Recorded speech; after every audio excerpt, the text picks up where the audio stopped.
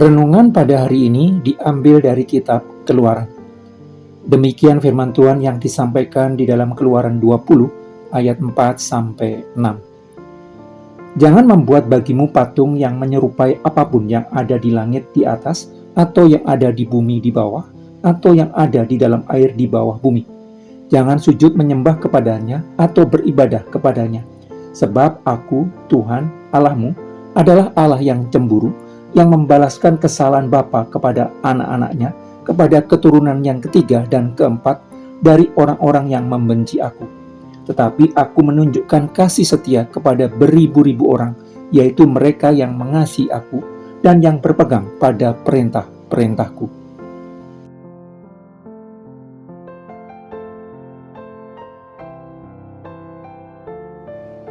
Salah satu kemampuan khusus yang Tuhan berikan kepada manusia adalah kemampuan menilai sesuatu itu baik atau buruk, benar atau salah, berharga atau tidak berharga, positif atau negatif.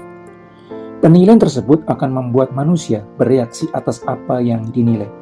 Reaksi atas penilaian itulah yang disebut sebagai kecenderungan hati. Kecenderungan hati itu disebut sebagai kehendak jika terkait dengan pengambilan keputusan. Jika manusia menilai sesuatu itu baik, maka akan bergerak mendekatinya atau melakukannya. Jika sesuatu dinilai tidak baik, maka akan bergerak menjauhinya atau tidak melakukannya. Fungsi mata adalah untuk melihat berbagai hal yang ada di sekitarnya. Fungsi rasio adalah menilai berbagai hal yang ada di sekitarnya. Mata jasmani manusia yang memiliki keterbatasan hanya bisa melihat berbagai hal yang bersifat kebendaan yang terlihat mata, mendasarkan penilaiannya baik buruknya sesuatu dari yang kasat mata. Salah satu hal yang dianggap baik oleh manusia adalah kehidupan yang makmur. Memiliki banyak barang yang terlihat mata yang merupakan wujud kemakmuran dianggap sebagai ukuran keberhasilan hidup. Memiliki banyak harta benda yang merupakan simbol kemakmuran dianggap akan membawa orang kepada harkat dan martabat yang lebih tinggi sebagai manusia. Akibatnya, sebagian besar manusia hidup hanya untuk membangun kemakmuran. Hasrat yang dipandang baik dan manusiawi tersebut menjadi godaan besar yang membuat sebagian besar orang bersedia melakukan segala hal yang dianggap perlu untuk mewujudkannya. Hasrat tersebut mendorong banyak manusia bersedia mengorbankan berbagai hal untuk memperolehnya, termasuk mengorbankan moralitas dan keyakinan demi mewujudkan hasrat tersebut. Karena itu, di sepanjang sejarah Israel, salah satu dewa yang terbukti selalu menjadi kompetitor Tuhan sebagai sesembahan adalah Baal. Baal adalah dewa kesuburan orang Kanaan yang dipercaya berkuasa atas bumi sehingga menghasilkan panen yang baik. Di dalam masyarakat agraris, kesuburan tanah akan berpengaruh langsung terhadap keberhasilan panen. Keberhasilan panen berkelanjutan akan menghasilkan kemakmuran ekonomi bagi masyarakat. Baal merupakan dewa yang sangat fleksibel dalam menyesuaikan diri dengan lingkungan di mana dirinya dikehendaki. Karena itu namanya bisa berubah menjadi Baal Peor, Baal Berit, ataupun Baal Zebub. Walaupun nama dan wujudnya berubah-ubah, kesuburan dan kemakmuran merupakan hal yang ditawarkan olehnya. Kemakmuran merupakan hal yang diinginkan orang darinya. Baal ada dan disukai karena sesuai dengan keinginan banyak orang. Bagaimana kehidupan seharusnya dikelola. Baal ada untuk mendukung manusia mewujudkan keinginan mereka meraih kehidupan ideal yang mereka bayangkan, kemakmuran. Manusia di zaman modern memang tidak lagi menyembah patung Baal di dalam kuil Baal seperti di zaman Israel kuno. Tetapi sebagian besar manusia menjadikan kemakmuran ekonomi sebagai tujuan hidup. Sebagian besar manusia menempatkan kemakmuran ekonomi sebagai hal terpenting di dalam hidup. Tingkat kemakmuran ekonomi menjadi tolok ukur keberhasilan kehidupan baik yang mereka idamkan. Akibatnya, mereka mencari sandaran dan penopang yang bisa menolong mewujudkan keinginan mereka untuk menggapai kehidupan ideal yang mereka bayangkan. Sesembahan manusia modern seringkali tidak hadir melalui agama, tetapi melalui kebudayaan, sehingga tidak bisa diidentifikasi dengan mudah karena melekat di dalam keseharian manusia. Itu sebabnya orang bisa merasa sedang membaktikan diri kepada Tuhan, tetapi pada saat yang sama membaktikan diri kepada Allah lain tanpa disadari. Salah satu cara pandang yang menjadi bagian tidak terpisahkan dari kebudayaan modern adalah penempatan pencarian dan pengejaran kesenangan berkelanjutan sebagai misi hidup. Pencarian dan pengejaran kesenangan berkelanjutan dilakukan karena menganggap bahwa kesenangan jasmani sebagai kebahagiaan hidup. Orang menganggap akan menjadi bahagia dengan banyak menikmati hiburan yang bisa membuat tertawa, menikmati banyak makanan dan minuman yang memanjakan lidah, hingga kegiatan seksual sebanyak mungkin.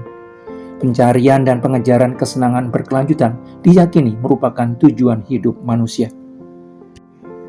Karena kesenangan jasmani diyakini akan membawa kepada kebahagiaan hidup, maka orang berusaha mencari dan memperoleh kesenangan jasmani sebanyak yang bisa didapatkan dengan berbagai cara. Sebagian besar energi, sumber daya, dan waktu digunakan untuk mencari dan memperoleh kesenangan jasmani di berbagai kuil modern, mall, kafe, karaoke, diskotik, klub malam, tempat orang disatukan untuk mengejar kesenangan yang sama. Cara pandang lain yang melekat di dalam kebudayaan manusia modern adalah penempatan tindakan konsumsi sebagai tujuan hidup. Pembelian dan pemakaian barang hasil produksi dilakukan secara sadar, berlebihan, dan berkelanjutan, karena diharapkan memberikan kepuasan hidup. Orang berupaya memperoleh kepuasan tertinggi dari tindakan konsumsi yang dilakukannya. Pembelian barang hanya didasarkan oleh keinginan dan tidak mempertimbangkan kebutuhan. Orang melakukan konsumsi bukan lagi karena kebutuhan, tetapi karena mengikuti tren yang ada. Bahkan pembelian barang dengan merek tertentu dianggap menjadi suatu pencapaian tersendiri yang menunjukkan kelasnya sebagai manusia. Aktivitas pembelian dan pemakaian barang hasil produksi dijadikan penuntun dalam kehidupan, dan jumlah serta jenis barang yang dimiliki dijadikan ukuran keberhasilan hidup, yang diharapkan memberikan kepuasan. Semakin banyak barang yang dikonsumsi, semakin besar kepuasan yang mereka harap dapatkan. Semakin banyak barang yang mereka miliki, semakin besar kebahagiaan hidup yang mereka harapkan. Akibatnya, seluruh hidup manusia dibaktikan untuk mengkonsumsi barang secara berlebihan karena merasa hidupnya menjadi berarti ketika memiliki banyak barang. Orang merasa harkat dan martabatnya sebagai manusia naik ke tingkat yang lebih tinggi ketika memiliki barang dengan merek tertentu.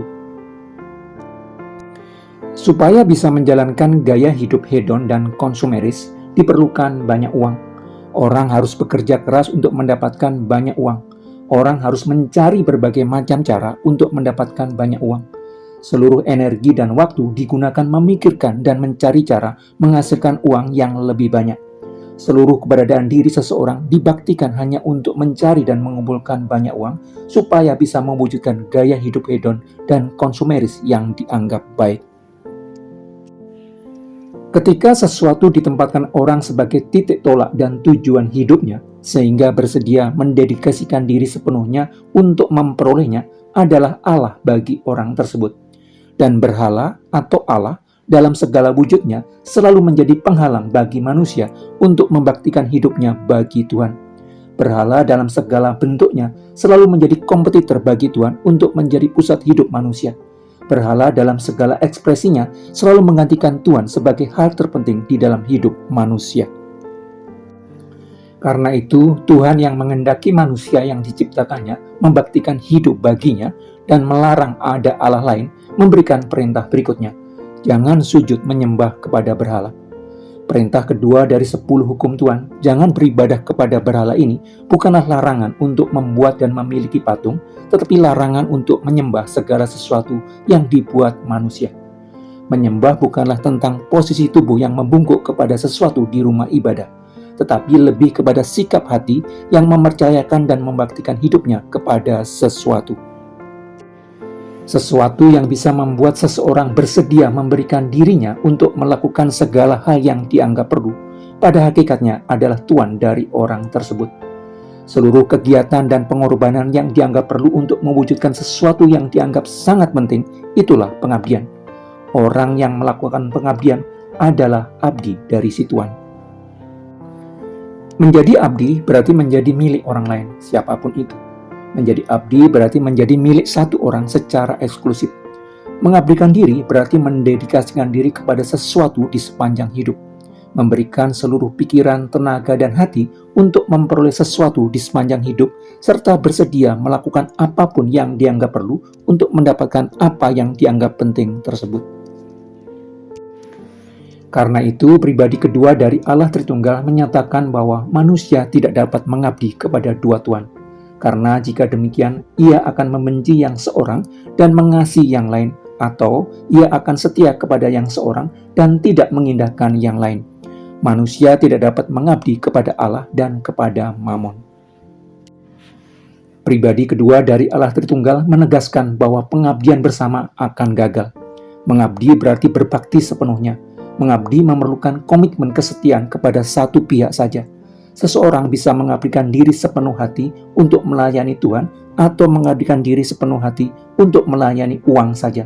Tetapi tidak mungkin melayani keduanya bersama-sama. Pribadi kedua dari Allah Tritunggal tidak mengajak umatnya untuk mengalami kemiskinan kolektif. Tidak. Tetapi mengajak orang percaya untuk menata hati mereka, karena dari hati terpancar kehidupan. Melayani Allah bukanlah urusan paruh waktu. Mengabdi kepada Allah menuntut kesetiaan tunggal dari manusia. Bekerja adalah suatu keharusan bagi setiap orang percaya. Bekerja keras merupakan hal yang diminta Tuhan dari setiap orang percaya. Bekerja dengan tekun adalah sesuatu yang dikehendaki Tuhan dari setiap orang percaya. Memiliki uang dari hasil pekerjaan yang baik bukanlah dosa. Memiliki banyak uang dari hasil bekerja keras dengan cara yang baik bukanlah dosa. Tetapi hati yang melekat kepada uang dan bersedia melakukan segala hal, termasuk melakukan kejahatan demi memperoleh uang, itulah hati yang berdosa. Karena itulah yang disebut diperbudak oleh uang.